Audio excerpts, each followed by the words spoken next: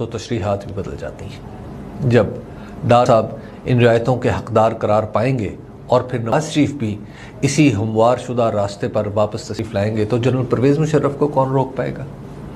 اس کے بعد کون ہوگا جو پاکستان میں قانون کی سربلندی کا دعویٰ کر سکے گا؟ عمران خان کی حکومت ختم ہونے سے پہلے کارپردازان اسلامی جمہوریہ پاکستان کے لہجوں کا اعتماد بتا رہا تھا کہ کھیل پر ان کا مکمل کنٹرول ہے۔ اس بساط پر وہ جسے چاہیں گے وزیر بنا ڈالیں گے اور جب چاہیں گے بادشاہ چند پیادوں کے گھیرے میں آ کر ہتھیار ڈال دے گا۔ انہوں نے واقعات کو دو حصوں میں بانٹ رکھا تھا۔ ایک حصہ وہ تھا جو حکومتی بندوبست سے متعلق تھا کہ کون کب آئے گا، کب مقدمہ ختم ہوگا وغیرہ وغیرہ۔ دوسرا حصہ عمران خان سے متعلق تھا جن کے بارے میں یہ طے تھا کہ قصہ ماضی بنا دیے جائیں گے۔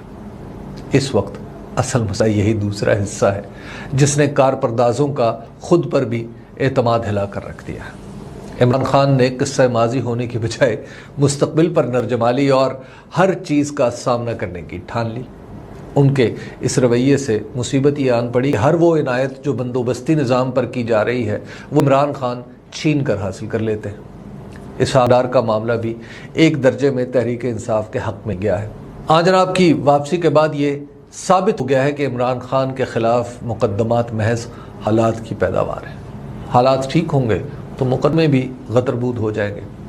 جہاں تک جناب اسحاق ڈار کی واپسی سے معیشت کی بحالی جڑی ہے تو یہ سمجھ لیجئے کہ وہ جو کچھ بھی کریں گے اس کا خمیازہ پاکستان کو بھگتنا پڑے گا۔ جس طرح ان کی واپسی کی قیمت قانون بھرے گا، بالکل اسی طرح ان کے معاشی اقدامات کا تاوان اگلی نسل بھرے گی۔